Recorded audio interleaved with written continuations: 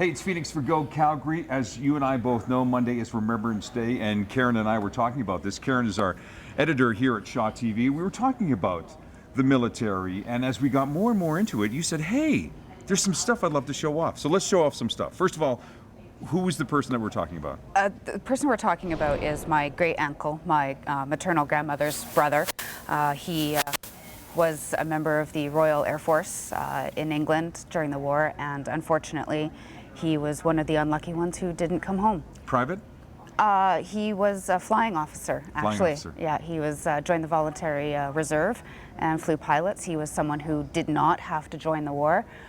He was a manager of a mine previously, so it was determined that that was an important job. So he didn't have to leave it, but he wanted to do his part for the war effort.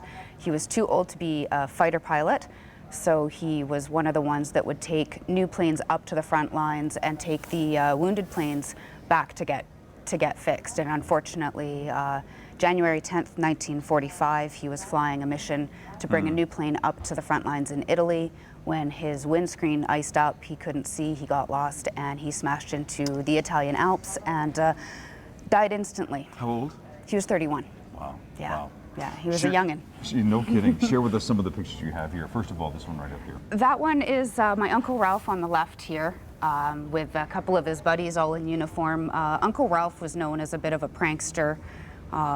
He was a guy that loved life, from what I've heard, just full of life and loved to get up to things he probably shouldn't have. I understand. 1941 was quite a year for these guys. Yeah, that was his entire flight squadron. I don't know how many of them managed to survive the war, but that was his original flight in 1941. Some medals as well, too, you have over here. Yeah, he was issued medals, obviously, after his death. We've got the Africa Star, the Defense Medal, and the War Medal, and those were sent to my grandma after Ralph's passing. My heavens. Yeah.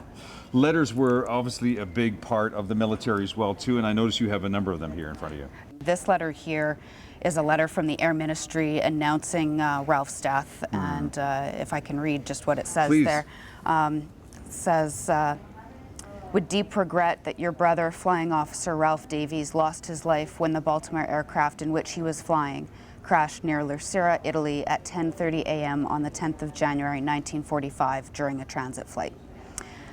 So that was one of the official notifications of Ralph's death. They didn't have someone come to the door and knock and do it like they do now. It's all letter. The original one was telegram, but unfortunately we weren't able to find that in prepping for this interview. So. When we think of Remembrance Day, well, think of this gentleman, think of his squadron, and think about what happened back in 1941. And crazy time, but thanks for sharing this. Thank you for allowing me to share it. No worries, more Go Calgary coming up on Shaw TV.